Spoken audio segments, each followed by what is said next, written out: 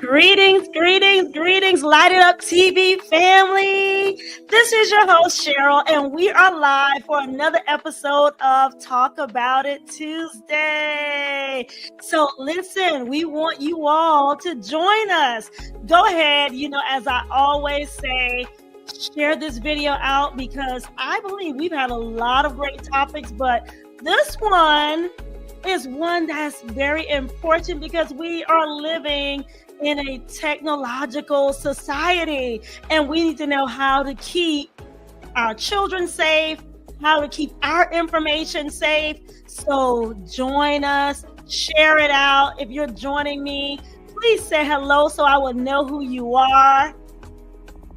Let everyone know we are live. I always give it about 3 minutes for technology to catch up and the video goes out on Facebook, not on Facebook, on YouTube, right? We're live on YouTube, but for you all to share it out on Facebook. Okay, so I am sharing it out also to let everyone know we are live. We are live. If you are joining us, say hello.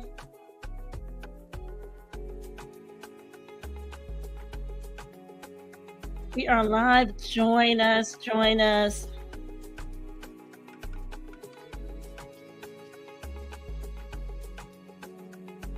I like our new music that we have. Our topic for tonight's Talk About It Tuesday is Cybersecurity Awareness. October is Cybersecurity Awareness Month. So we are getting in on this topic, sharing some great tips. We have a software network engineer with us, Gregory Wallace, and he'll be joining us, giving us some really good information about cybersecurity awareness, how to keep us and our children safe. All right, let me know we are live.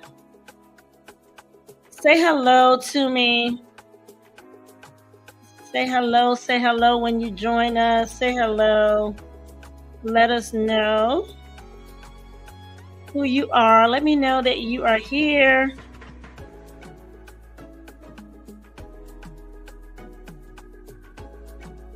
Our topic for tonight is cybersecurity awareness.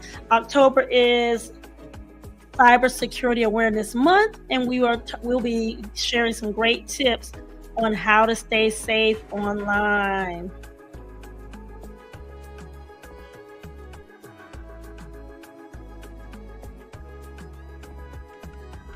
If you have any questions, as always, if you're thinking about some questions that you may have, go ahead and you can go ahead and actually begin to drop them in the chat. If you have questions, something that you've just been thinking about in regards to you being online, in regards to your children being online, any questions that you may have. Our topic is cybersecurity awareness, and let's share this video out. We have maybe about 1 more minute we'll give, and we'll go ahead and jump in. Also, we have our Find Your Voice Friday. Yes, our Find Your Voice Friday. That episode will be coming up on the last Friday of this month, so stay tuned for that. Our Find Your Voice Fridays. Our kids have been doing a wonderful job. Oh, I have not, I was in the wrong chat. Hi, Ajada. Thank you. Hi, Patrice. Hi, Charity. Hi, Lou. Thank you all so much for joining us. All right. I think we will go ahead and get started. If you are joining us, go ahead and share this video out. Family, friends, co-workers, let everyone know that we are live. All right. As I was saying, welcome to another episode of Talk About It Tuesday. And tonight's topic is cybersecurity awareness. You all, I will say that I have learned so much while researching this topic. And when I looked up different awarenesses. And when that one came up, this was something I felt that was really good, some really great information that parents and children, that parents can use, and they'll be able to help their children to stay safe while they're online. All right, let's go ahead and jump into our episode on tonight. I also want to say, if you've not subscribed to our YouTube channel, make sure and go ahead and do that. All right, and then get someone else, just one other person, to go ahead and subscribe, because make sure and like this video as well, because it lets YouTube know that this is the content that you want to see, that you want to be shared on YouTube. All right, so joining us tonight for cybersecurity awareness, we have software network engineer Gregory Wallace. If you can bring him up. Yes, welcome. Hello, Mr. Gregory. How you doing on this evening? I muted myself. That's okay. How you doing this evening? I'm doing well. How about yourself? I'm doing well. Thank you. Thank you so much. I know that your schedule is packed and your time is busy. And it's valuable. So I really thank you for taking the time out to share with our parents some really great tips and to bring awareness, to just Cybersecurity Awareness Month. So not a thank problem you at so all. much. Well, let's get started. So the first question is, tell us a little bit about yourself. What is it that you do? Software network engineer. What is that all about? So first and foremost, I am just a guy from the countryside, kind of born and raised in that whole world where we weren't introduced to technology. And as I was getting older, I began to see a lot of technological things. And my general interest for those things really began to catch spark with respects to that. And it's so funny. I just found out my grandmother on my father's side was a gadget guru who just absolutely loved gadgets. So I guess that's where that came from. So that being said, it's certainly something that began to feed what I enjoy doing as of now, and that led me to the whole cybersecurity world, primarily because I went to school for software engineering. So once I kind of got introduced to that, then of course that kind of created this mindset on what it means to protect ourselves from everything and everyone. Because when you go to the internet world, that basically gets into a place where it's just like walking the streets alone by yourself. Wow. So when you think about those things from that standpoint, the cybersecurity perspective of it, from a software network standpoint, is one where I'm focusing on developing how to make computers talk, like literally how we communicate, you and I, via this live stream, and also understand what needs to be done, aka somebody having a form of latency, or like how we were kind of dealing with, or even when it comes down to packets going from point A to point B, that's what the actual bits are that's traveling from one person to another, almost like an envelope from one home address to another address, aka IP address. So those things are generally the things that I kind of focus on, and I kind of develop different forms of technology with respects to configuring devices that come from like different vendor sets. We may be creating something on our own. Like we do a lot of different things on deploying those things to different places throughout the world. That's a lot. Listen, that is a lot. Now when we get into these questions, you have to break a lot of that down for us. All right, that's a whole. We'll try to do that. Yeah, definitely. I would be stopping you and say, "Hey, okay, hold on, break that down for us." So please, by all means, do that. I have a tendency to talk on a very high level, and sometimes I forget that everybody hasn't been baptized into these things that I have been. So that being said, like certainly keep in mind that I may not be thinking about that and say, "Hey, I need for you to break that down," because I don't know what you're talking about. Right. But the gist of what I got from there is what you do is you I guess program the computers to talk, to communicate, and then also you help information to go safely from one point to another across the world. Is that that is a very simple way of putting it? Yes. Okay. All right, that's great. So listen, I want to remind you all, if you are just joining us, say hello to us I know that you may have some questions already. If you have questions for our host, go ahead and put them in the comment section. I had a lot of questions as I was, like I said, researching this topic, and I was like, and I don't even think I'll get to all of the things because you all, it is a vast array of information out there when you start talking about cybersecurity and just online and things that occur online and just being aware. So one of the things I wanted to let everyone know that that our podcast focuses on elementary age children, but also their families. So we want to make sure that we're talking about how to keep you safe as adults so you can then share the information with your children. So cybersecurity awareness, a good definition for that, would that just be like keeping everything safe online? Would you say that is a good definition for when you talk about cybersecurity?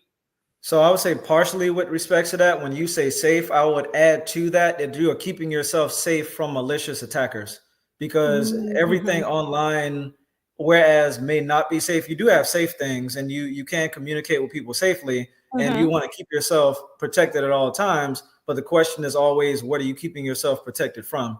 And Mm.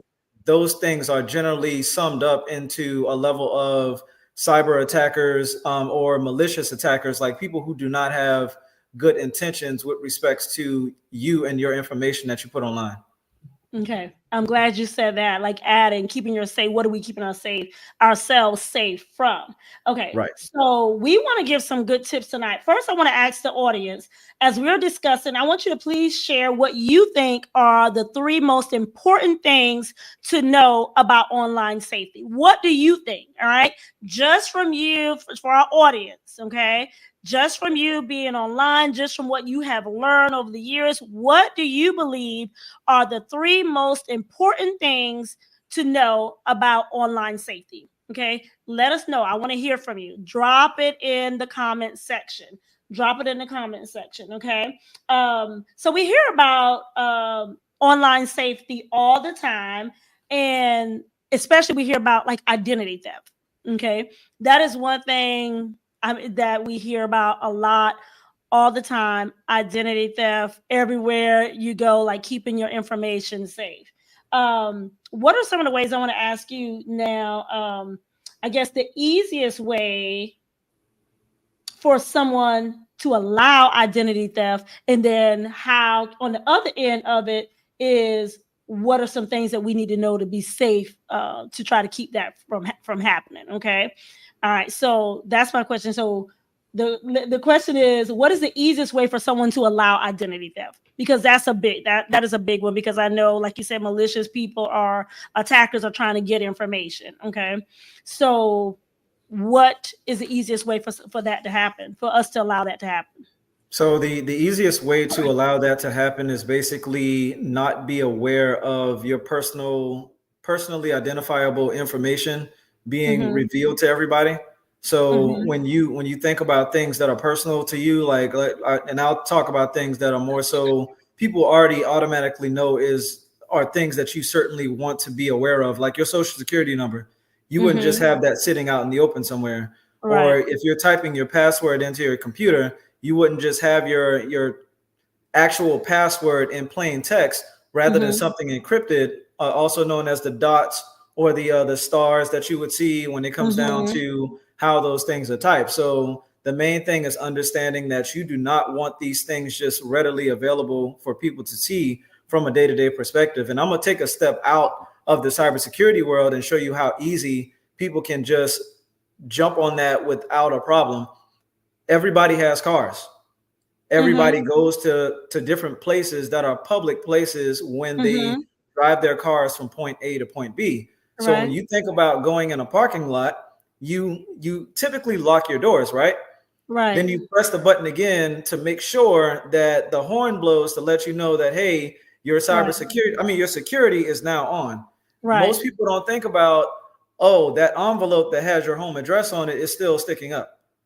Oh, that level of things that's just very personally identifiable Stop for right there. you. So you're saying, like, are you actually talking literally about an envelope with your address on it in the car whenever you leave that could be wow. and people can literally take that information and do what they may with it. Now, I do that a lot. I because I'm always, picking up mail. I'm always Right. have information, and I'm leaving it in the car and going out, and I'm not. Now, what about you? Am I the only one that has mail, and sometimes you all let me know? Am I the only one that does that? I Wow, I think never. virtually almost everybody does it. Has That's anyone how else easy it is. Has Yeah. anyone has anyone audience, have you all thought about that? That's something that I guess I didn't really think about. So in answer to our audience questions, I want to see what they said. They said, and then we'll get into this and we'll see what you say, whether they how good they are with knowing the three things that can keep them safe, the three most important things. So I see Patrice says use secure sites to share vital information. Ajada says, not clicking on mysterious links, lol. And Lou says, banking, ordering online products, and suspicious text. So Patrice said, I do have mail in the car. Now, Patrice, anyone else carries mail in the car? Have you thought about what Greg just said, Mr. Gregory just said, that I need to make sure that this mail is face down? I didn't think about that. And it's like you were saying, that is the easy way that if someone, and they're out there, like if someone is passing by and they wanted to do something, that they could easily take a picture of that. I never thought about that. That's a really good point that you made. That's a Yeah, really and I good point. mean, like it's not just that from that end. I think another good one that a lot of people don't think about is when you go to get Uh-huh. your gas. So Uh-huh. generally, when you get your gas, like if you decide to use your card, there's nothing wrong with using your card, but being cognizant on whether or not that sticker is actually covering the keyhole when it comes down to the card reader. There's another like kiosk like right there next to it. Most of the time, most people don't pay attention to that. So they have universal keys that they can actually go to the keyhole and open it and basically take a scanner and take all of the information off of there, aka all of the card numbers and everything, and take that information and once again do whatever they may with it. So the way to understand that that is safe is to make sure that that keyhole is actually covered with a fresh sticker every time you walk by and What it's is not that? broken. What is that now? So the gas hand, when you go to get gas, Uh-huh. you ever use your card to actually pay for gas at the gas pump? Yeah, when you put your card in there and it's a debit or credit card, right? Correct. So when Uh-huh. you go there and you slide your card in, right next to it is another section where you will actually see like a keyhole where you can actually like plug in the key to take something out of it. So that right there is protected in a way with the key because there is an actual slot there for somebody to walk up to it with a card reader and basically plug that in to take off or do any level of maintenance to the card reader that you inserted your card into that slot. But if they don't have a fresh sticker on there, then that also can mean that anybody can walk up to it at any given point in time and read it without an individual actually knowing. There are so many different ways that people can actually take your I'll abbreviate it, your PII, your personally identifiable information, and take that information and literally steal your identity and become you online. Wow. You all, if you are just joining us, we are talking about cybersecurity awareness, and October is Cybersecurity Awareness Month. Share this video out because, as you can see, this is some very, very important information that we are getting on this evening. So, cybersecurity awareness, if you have any questions, drop them in the chat. Patrice, you're not the only one. I feel bad too because I never thought about that. Patrice says she never thought about the with the mail. I never thought about that also. Christina says, yes, there's so many little things you don't think about until after the fact. Patrice also said, she said she didn't know that either, but she said she's seen stickers though. I've never, you all, and I guess maybe that's another thing of being aware now that, and that's why we're having this conversation, Mr. Gregory, because I have never paid any attention to any type of key. I have no clue what you're talking about because I've never paid that any attention. and I feel bad now, Patrice. I've never paid it Yeah. any attention. And like you were saying, just something as simple as that, just being aware that it is there, and about the stickers that, can be over it, to let, to let us know that, I guess, that has been checked and no one's able to access it. But if that sticker is not there, then that means that they are able to access it. Is that correct? They are able to access it. Or if the sticker is there and the sticker is broken and it's Mm-hmm. not a fresh sticker over that key, Mm-hmm. then that's where you also want to be cognizant that either that gas station isn't being or doing their due diligence of keeping the a fresh sticker over it, or somebody has been in it after they have put the fresh sticker over it. So those Wow. are the things that you want to be cognizant of. Even like when you think about your home, we receive mail in our home all the time. And when we receive said mail, we generally, if after we have utilized the mail, we would throw it in the trash. Mm-hmm. Cool. Or should I say not cool? Because what people don't think about is Uh-huh. you take that trash, you put it in the trash can, and you take your trash bag and you put it in the trash dump, which is outside, and then the garbage people come and pick that up. What people don't think about is somebody can always walk up to trash bags and just rip them open and just open everything back up and read everything that's on there. So one of the best ways for you to keep that information not privy to the world to see is to keep a shredder in your home and to actually shred all of the information that you don't want people to see. And then that way you shouldn't have any issues with somebody ripping open your trash bags and essentially going trash and taking your information and piecing it together to become you online. Wow. Wow. Okay. So I have a question, and I just want to make sure, how many of you have seen the stickers, paid attention to the stickers, know about the stickers that they're at the gas station? All right. How many of you, let me know in the chat, how many of you know about that? And then also, has there anyone on here that has been a victim of identity theft? If so, let us know briefly, like what happened and what do you do differently now. Let us know if you've been. I want to know, do you know about the stickers? Have you ever known about the stickers? Please don't let me be by myself. I'm not the only one. Am I the only one? Okay, so never knew what they. Okay, so Ajada says she never knew what they were for. I've never even seen them. So at least you've seen them. I've not noticed it.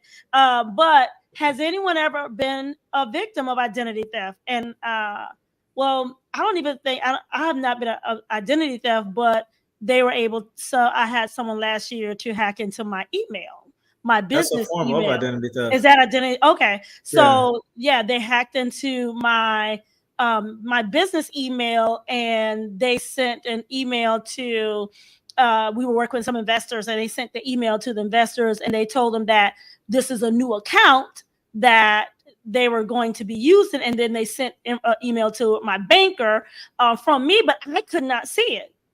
So whenever my banker contacted me, no, I contacted the bank and asked her, did she receive the email? She said yes, but I could not see the email. And what had happened is they had went in and forwarded. Somehow they got access to my business email, and they forwarded it to their email, and they were sending it as me from their email. I'm not really sure how, but that's what happened with me. Yeah. So Christina said, Cash App got me. I don't keep cards, banking information connected to it anymore. Should we not, Mr. Gregory? Cash App, I thought Cash App was secure.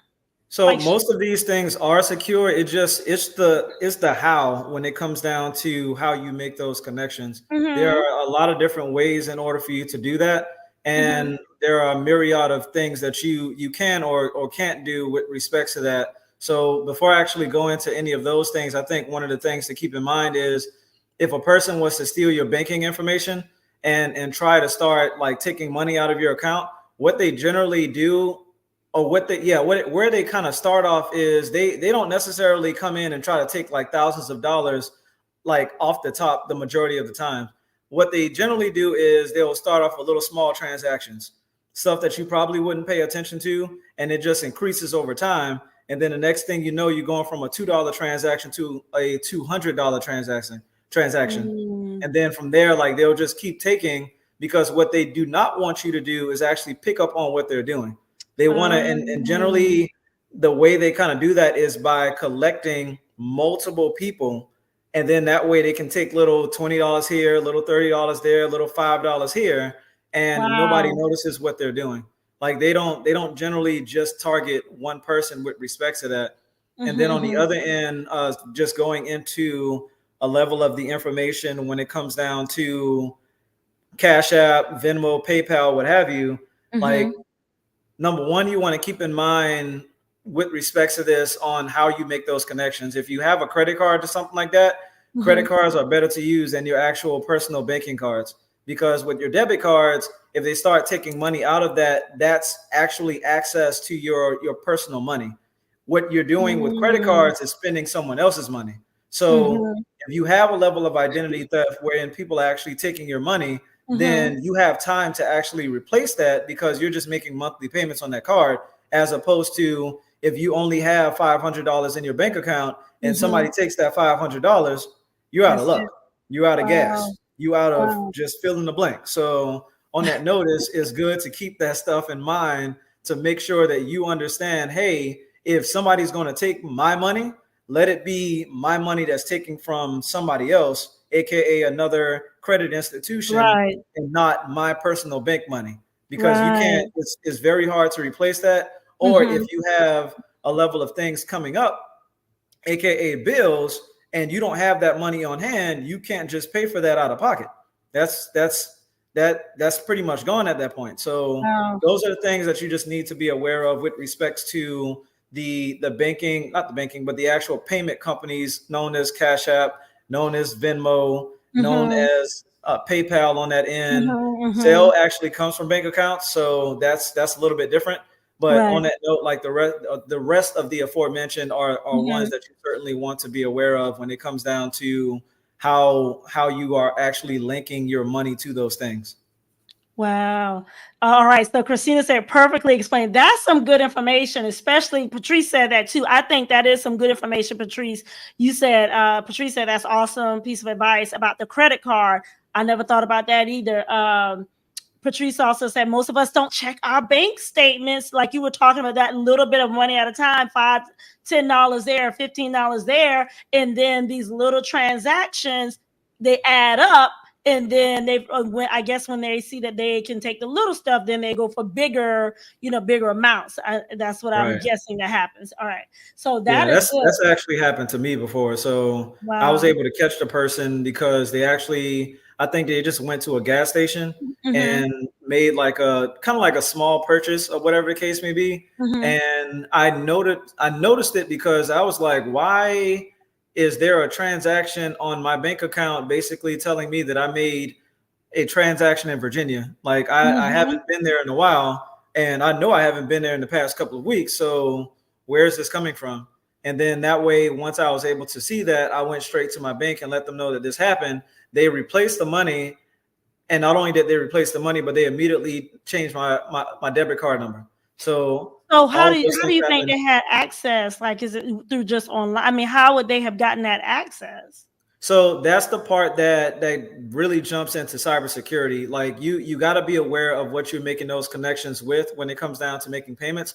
And sometimes you just don't know where it's coming from, because we don't absolutely have 100% immunity when it comes Mhm. down to how people actually are going to gain access to our PII. So Mhm. from that end, a very easy way that a lot of people can do it, if they have the right technology to do it, is by using card readers. So we have the ability to tap now. We can Mhm. tap as the day is long. Right. What people Right. don't realize is they actually have near field communicators that can actually walk by you and scan whatever you have, and presto, they got your stuff. So when it comes down to that, like there's like I said, a myriad of different Wow. ways to do it. And Wow. even like nowadays, like you can tap your actual card, but then the card reader will still ask for your PIN on that card. Mhm. So when it comes down to that, that kind of jumps into different ways that we can actually implicate a level of cybersecurity, and that is dealing with more so 2 to 3 plus factors of authentication, aka your PIN along with some form of biometrics, whether it be your thumbprint, whether it be your facial features. Like Mm-hmm. there's a lot of different ways that you can actually implement those things. But when it comes down to it, there like you want to protect yourself the best you actually can. But the issue that we have with respect to cybersecurity is just as quick as somebody creates a form of technology, there's Mm-hmm. somebody always sitting on the other end trying to figure out how do I break it. Wow. Because once they figure out how they break it, that's how they actually gain access to do Mm-hmm. things that nobody else can do. And they Wow. literally sit there and just try to figure it out as the day is long. Like there was, as an example, this hacker, his name was I think his code name was Gumbo, and Mm-hmm. or Gumby, I believe. I think it was Gumby. But nevertheless, what he did, and this was like way before any of this thing became existing, he actually took the magnet of a speaker and he would go to gas stations and put that on the pump, and some way somehow triggered it to actually turn on. And when he triggered it to turn on, that means free gas. So he actually figured that out, and that's not the only thing he did. Like he figured out ways to do so many different things to the point where the owner of the US exchange came to him and asked him, "Hey, can you just come work for me? That's all I need for you to do." Another good example with respects to that is, and this is more so dealing with identity theft, is have you ever heard of the movie oh, what's the name of the movie? It's kind of escaping me right now. Is it a recent movie? Catch Me If You Can, with I've heard Leonardo of that. DiCaprio. Has any Uh-huh. of the Uh-huh. audience ever heard of that movie? Audience, have you ever heard of that movie Catch Me If You Can? Or have you seen that movie Catch Me If You Can? I've heard of it, and I think I've seen that a while ago. Okay, Christina said yes, one of her faves. Anyone else heard of the movie Catch Me If You Can? And as we are talking, I just want to remind anyone that's just joining in, we are talking about cybersecurity awareness and how to keep our children and our adults safe in our world of technology today. And I'm learning a lot of information. And we have some questions, Mr. Gregory.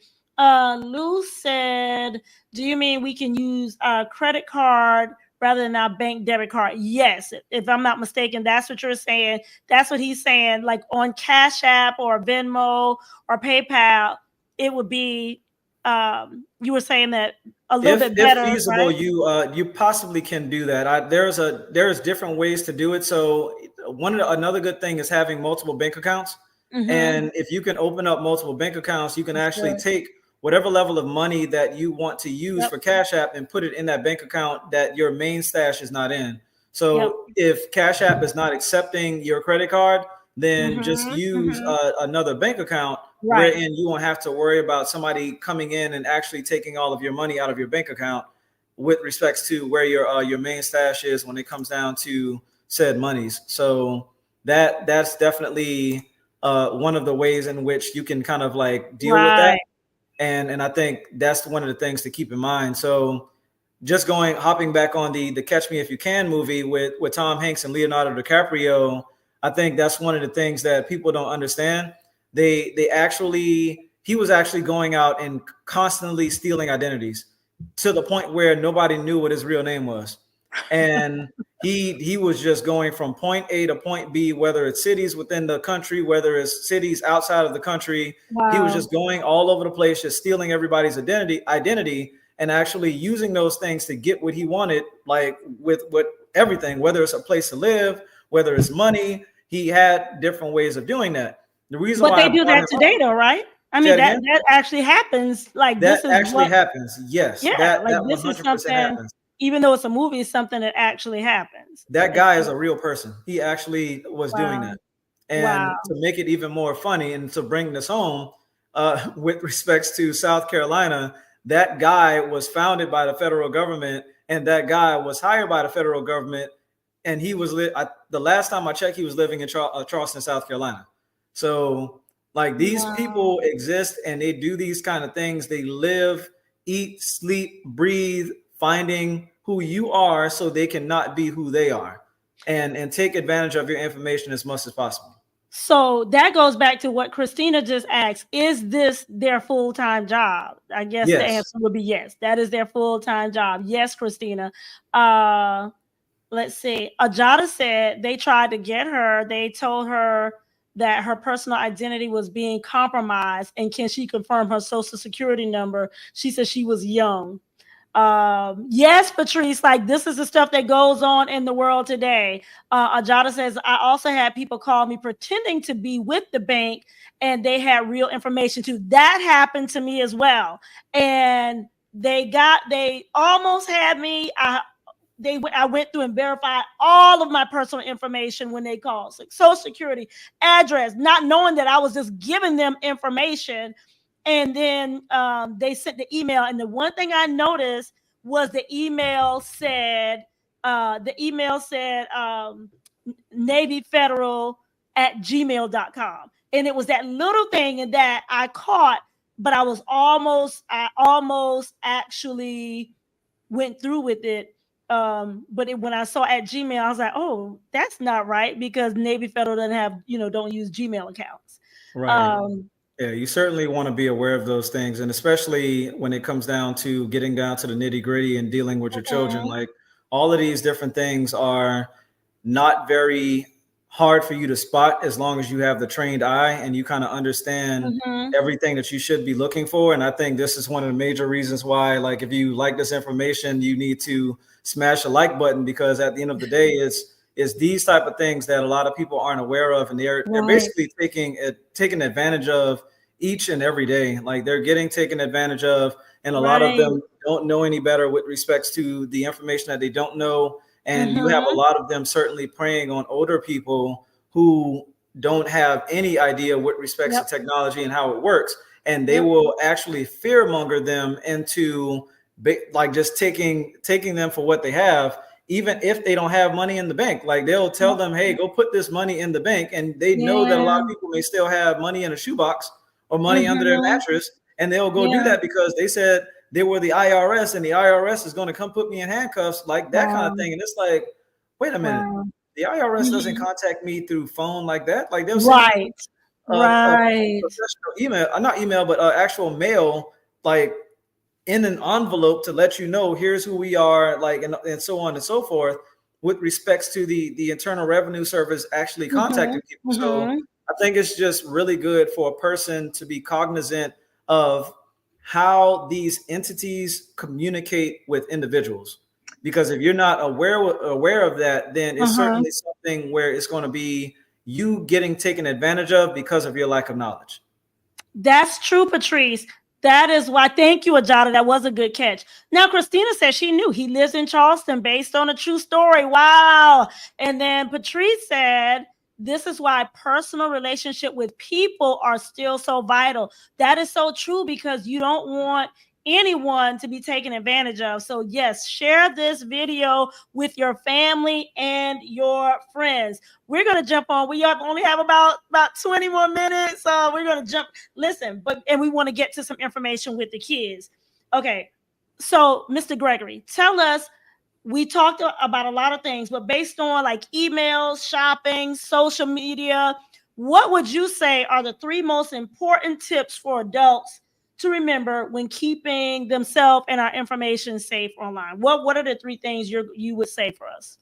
So one of the first things I would think when it comes down to keeping your information safe online is number one, the thing that I mentioned earlier, be aware of how different companies and like really big companies like banks and different corporations actually communicate with their customers.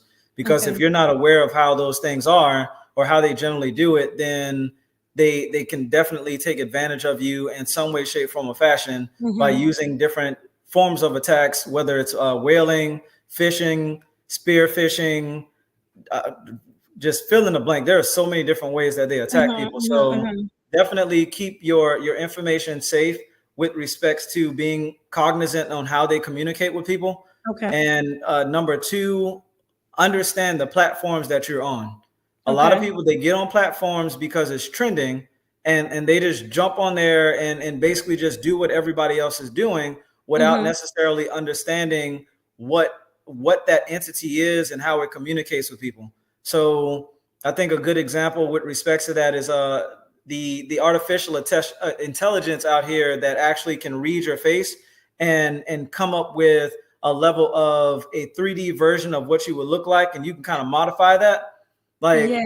these companies can actually take that same information and become you and use your facial recognition or use your voice to actually do the things that they want to do with it.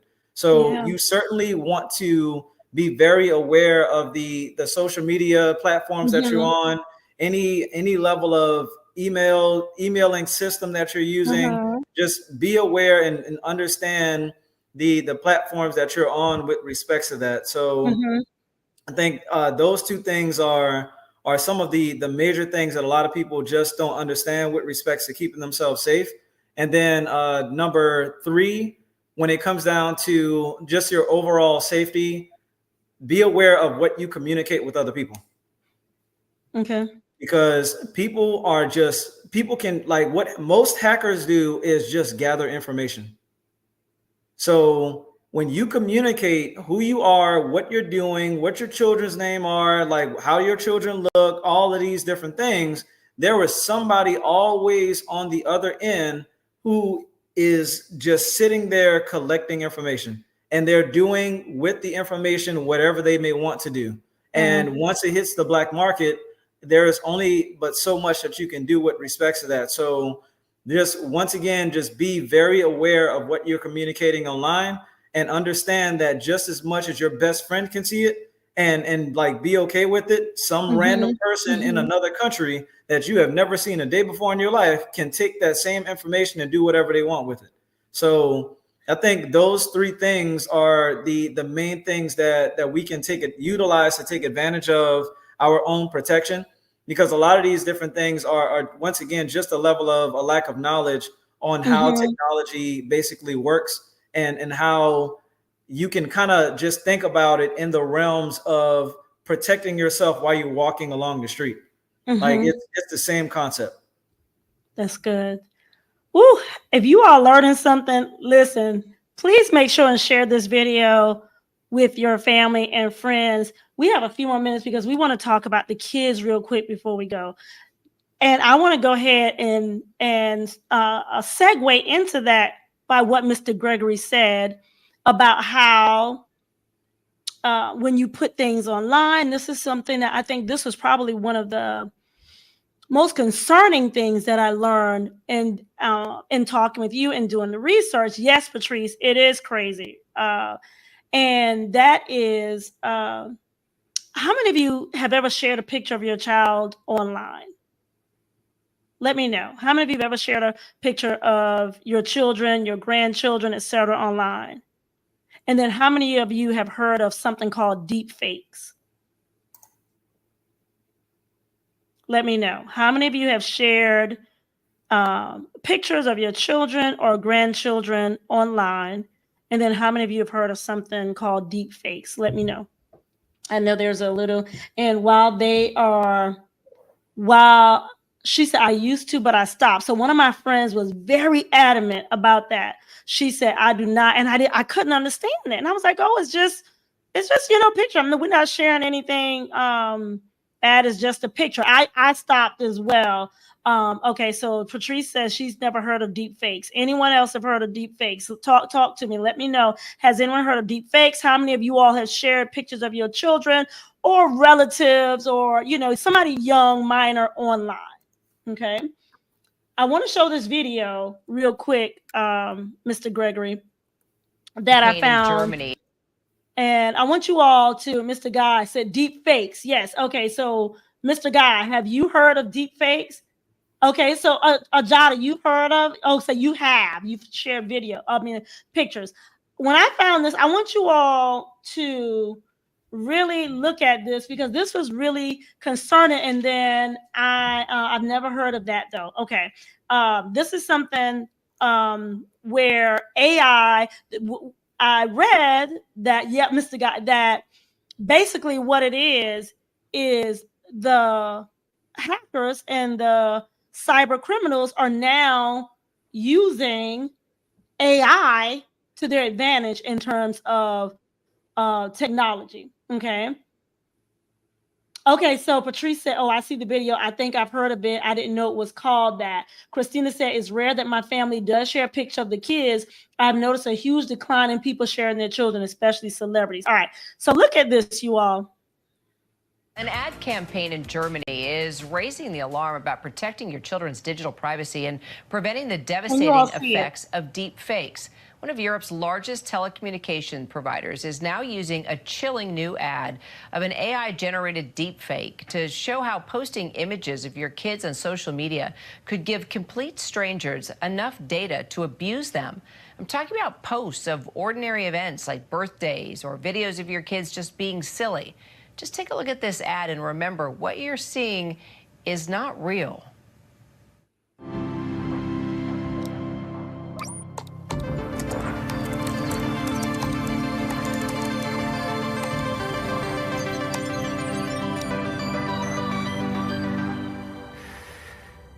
Hey, Mom. Hey, Dad. It's me, Ella. Well, a digital version of me. Just a bit older. Amazing what technology can do these days, isn't it? All you need are a couple of pictures, like the ones you share on social media, where they can be taken and used by everybody. So you all, that's it. Thank you, Christina. Listen, when I saw that, so of course, me being that we have this topic, Mr. Gregory, I began to research a little more about it, and I found out that even in some other countries, they're having an issue now where AI is taking the pictures that of younger children that are online, transforming them, using AI to transform them, as you saw, into adults, and they're selling the pictures.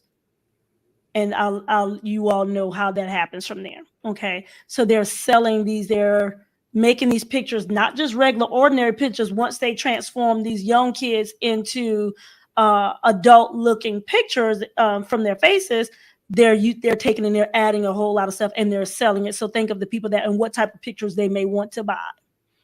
So that was very chilling when I read that, and I was like, this is crazy. Has anyone ever seen or heard of that before? Am I the only one that is just, I know Mr. Guy, that is beyond disturbing. Yes, it is, Christina.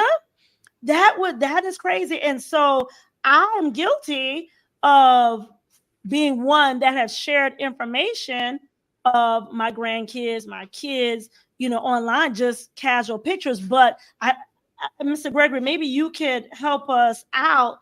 That, I guess, let's talk about it. Is that social media safe, or I guess it's not safe when it comes to sharing that information of the children online? Yeah, so I would say that it is safe, but everything goes back to how you utilize it. So one of the many things, or one of the most important things when it comes down to creating profiles, is having your profile on private mode. So when you have it on private mode, then that means that everybody can't see it. Only your friends that you know personally, that you trust personally, can see the things that you post personally. And so you then can have your profile on private mode. Yeah, so everybody, so it's not on public. So when it's on public, then that basically means that the world can see whatever you post. So if somebody decides to take that picture and share that picture, you don't have any control over that person sharing that picture. But when it's like on Facebook or on Instagram, different platforms, they'll actually signify you when somebody decides that they wants to share something.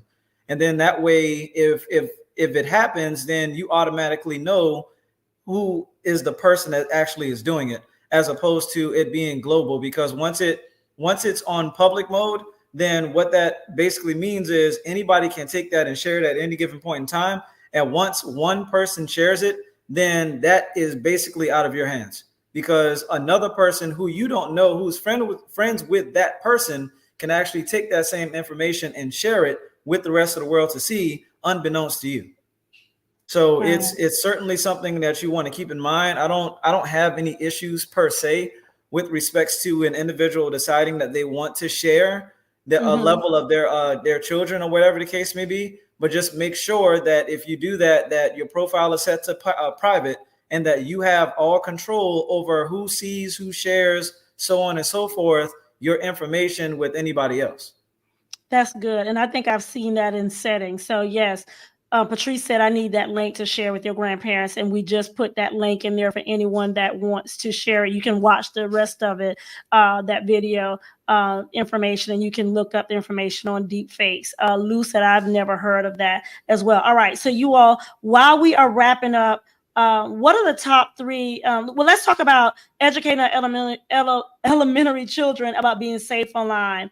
We have YouTube. We have kids that are gaming. How many of your children like game with other people? Because I think that is a thing that my children used to do is game with other individuals. But now I don't know if it's as safe as it was, before. I think there's more opportunity for a lot more disturbing things that can happen when they're gaming. So tell us a little bit about educating when our children are on YouTube, when they're gaming with these, Xbox, PlayStations. And if I'm not mistaken, can't they have like a list of people and they can just choose to randomly play with somebody they don't know, right? And a question for parents: how do you keep your children safe while online? What are some of the things, as Mr. Gregory tells us, what are some of the things that you do to keep your children safe online? Okay. What are some of the things that you do to keep your young children, elementary children, safe online? Let us know. Do your children use YouTube? Are your children gaming? Are they doing research? I know, like I said, as a first grade teacher, I had my children doing research in first and second grade. So let us know. So Mr. Gregory, as respect to YouTube, gaming, keeping the children safe, what do parents need to be letting their children know? What do they need to be doing to make sure? Because we talked a little bit about that gaming world, right? So Right. how do we do that? Yeah, so when it comes down to those things, it goes back to those top three things that I was talking about with respects to keeping yourself safe. And one of those things was understanding the platform that you're on. So when it comes down to YouTube, when it comes down to different games out here, any social media platform, you want to be aware of, number one, having an ability to actually restrict your children from seeing everything on there, because in a lot of different ways, once you see certain things, you can't unsee it.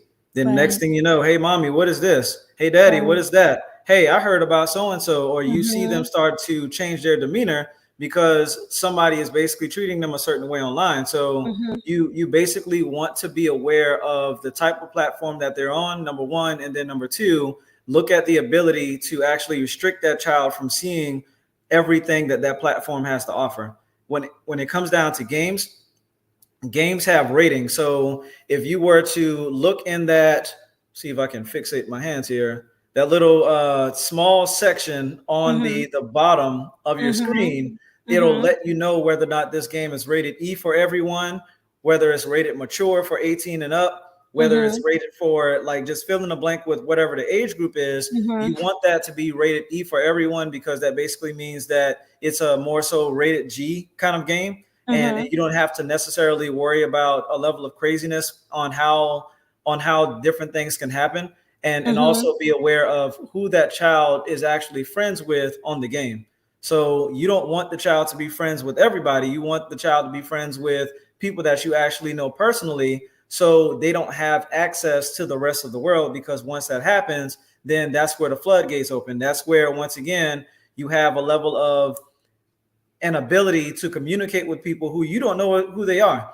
They can put a child picture up in a profile, and that can be a grown man talking to that child. That can be a grown woman talking to that child, trying to coerce them to do so and so, such and such, aka meet me at this place whenever you get a chance. And then the next thing you know, the child is saying, hey, mommy, I want to go to the jump house. I want to go here. I want to go there. And you're like, well, you've been asking me for so long. And that person has been asking them for so long to actually go there. So it's little things like that you just need to be aware of, and it kind of keep the attackers at bay, and keep people with, going back to that malicious word, malicious intent, at bay from actually knowing that these children exist, and let alone the ability to do anything to them. That's good. And so knowing, again, I want to reiterate, knowing that when your child is on, being aware when they are on, and paying attention to who they are connected to. Is it someone that you know, right? Having that conversation ahead of time about, hey, before you connect with anyone else to play a game, because I know they do these competitions and challenges on there, before you do anything, I need to know who you are connected to, because just as you said, that it could be somebody, it could be an adult that's portraying to be a child, and it could, that may not have and there's some type of malicious intent. So that's good. I'm speeding up. We have about 5 minutes. Tell me about, as we are closing, I want you to be thinking of your last words to our parents and children. Parents, how are you keeping your children, your grandkids safe online? If you have grandkids, if you have nieces, nephews, what are some of the things that you do if when they're on their little tablets? What do you do with keeping them online? Mr. Gregory, put that in the chat for me. I want to know, what are some of the things that you all are doing? If you have any questions about some things that you need to do, if you want to ask Mr. Gregory, go ahead and put that in the chat as well. We're talking about cybersecurity awareness. This has been some great information, Mr. Gregory. As we are winding down, I talked to you, and I know a lot of you may have seen this video that was going around, this news clipping where the young lady talked about a hacker got into her security system. That was alarming to me.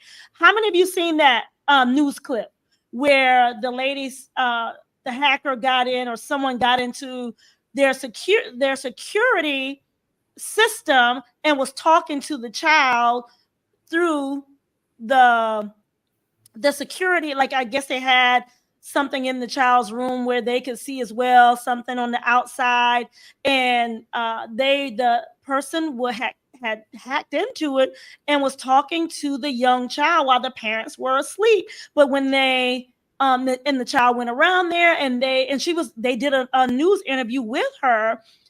That's concerning and alarming to me. Has anyone else ever heard of that? Has anyone else ever heard of that happening? Did anyone else see that news clipping?